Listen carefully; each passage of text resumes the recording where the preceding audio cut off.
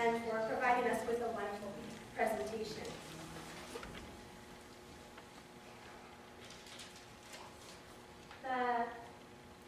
I like to break down the presentation into the introduction, the body, and the conclusion. Your introduction was really well prepared. I like the fact that it was short and to the point.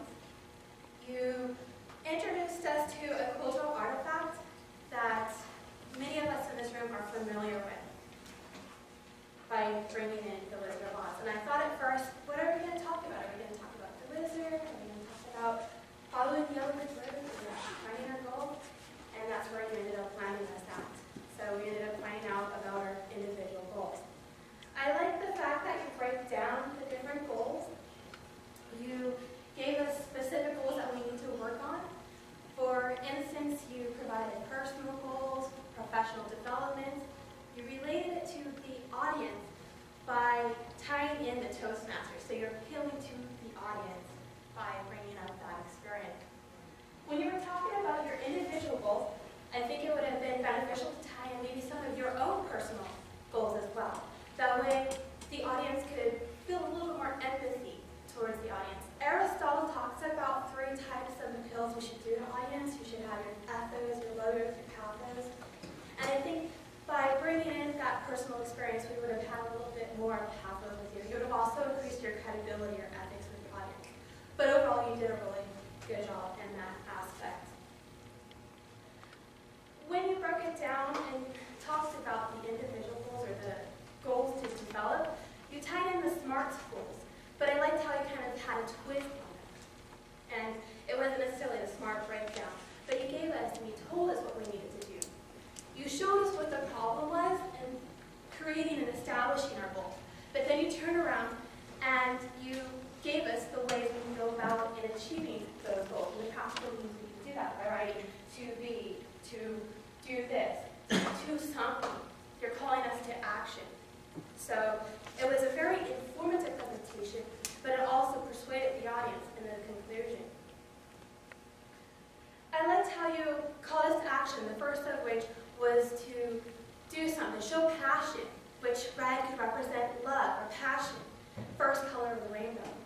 The last color being violet or purple, which could represent service, and you called us to do service to others. In conclusion, I want to click my heels 3 times to say, there is no place like home, and thank you once again for being our speaker today.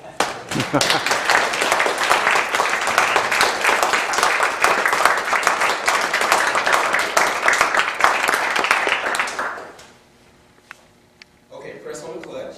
All right. First gear. Okay, I got it. Second gear. Okay. Okay, put it in third. I got it. Hey, driving a stick is kind of like playing a video game. Mr. Toastmaster, fellow Toastmasters, most honored guests. How many of you ever driven a manual transmission vehicle?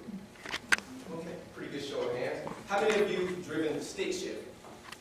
The same hand should have went up there, same thing. I thought myself that I knew what I was doing, but that wasn't the case. This is my story.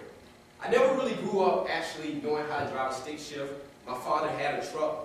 But the thing about it is that most of the time you see the stories of a father showing his son for the first time how to drive a stick shift vehicle. Patient father like, son, you got it. Jerry, there you go. Good job. But anytime you got to go ask your father to drive, that's probably a bad sign. So one day I decided I'm going to go talk to my father and get on to drive. So I went to him and said, Dad, can you show me how to drive? And the look on his face, it was non-verbal, but it pretty much said that, son, I don't even trust you driving a lawnmower. Drive a stick shift. So he said, but you can continue to push the wheelbarrow around, and maybe we'll get to it later. So let's just say that I was pretty discouraged at that point in my life, and I figured that I would never get a chance to drive a stick shift vehicle. But that changed. Got to college, I had a roommate. He had a Mitsubishi truck, and it was called Mitzi. Yes, I said Mitzi.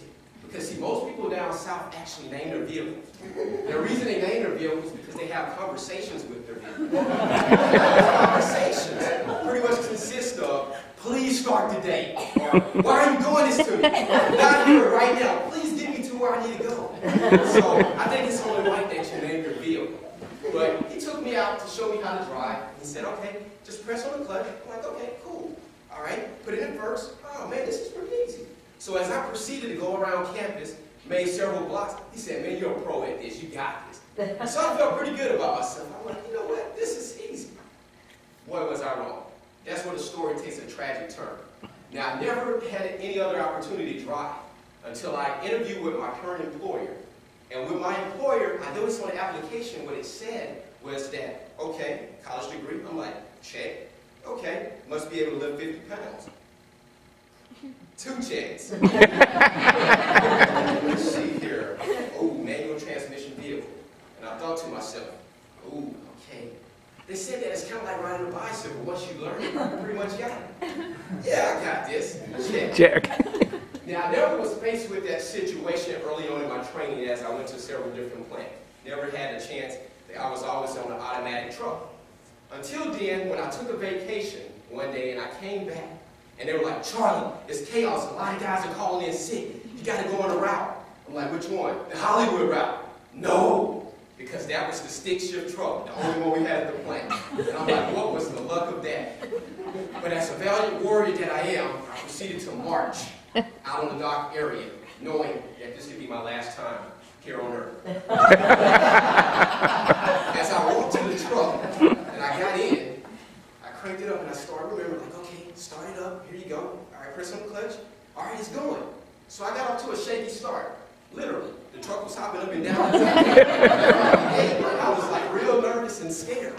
But as I merged onto the freeway, going just up the ramp, I panicked. And I'm like, oh, the truck is starting to roll back.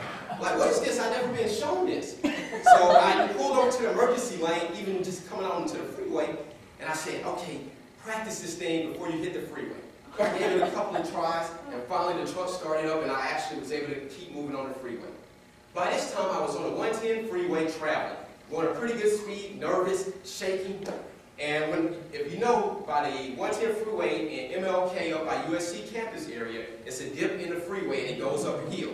And I seen all the brake lights coming on. I'm like, please, speed up.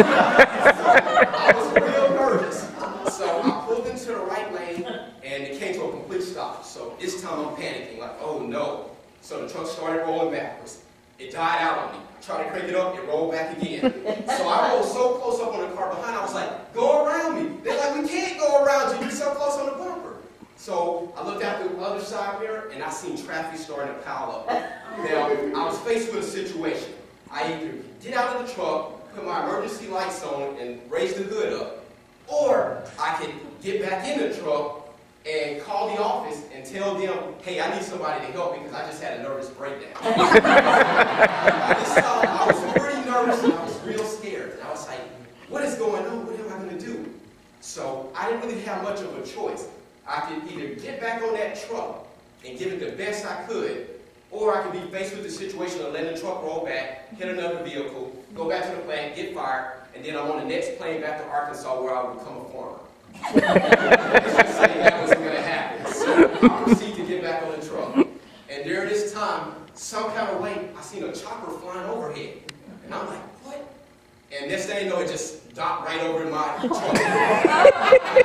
Imagine what the pilot was saying. Yes, this is Kurt Gibson from Chopper 6, and the commuter on the 110 freeway is going to be a little long this morning. We have a stalled out, it looks like laundry truck in the far right lane, so you probably want to avoid it at all costs. My heart was racing. I didn't know how I made it through that thing, but some kind of way, after 30 minutes of stalling that right lane up and having a major traffic jam, I made it. So, I think it was probably the support that I was getting from everyone blowing the horn to root me on. Or everyone who was driving by me waving the number 1 sign. I was real nervous, but some kind of way I made it all the way to Hollywood and I made it back to the plant. And needless to say, during this point when I got back, I opened up the door of the truck and I was real nervous, legs like jello wobbling. And then the managers came out and said, hey man, did you drive that truck? I'm like, yes, I did. And I realized that was an important point in my life. That not only did I create something for myself, but what it did for me, I stopped a chain reaction. What about if I would have stayed any longer on the freeway and created a major traffic jam where someone was late to work, This was their 4th time being late. They got fired. Now they're unemployed. They lose their home. They're on Skid Row. And then I would add to California's unemployment rate. So I stopped the chain of reactions that day by giving it all that I got. So the moral of this story is that in life, when you face those roadblocks, remember, shift it in gear. And you too can come through in a clutch, literally speaking.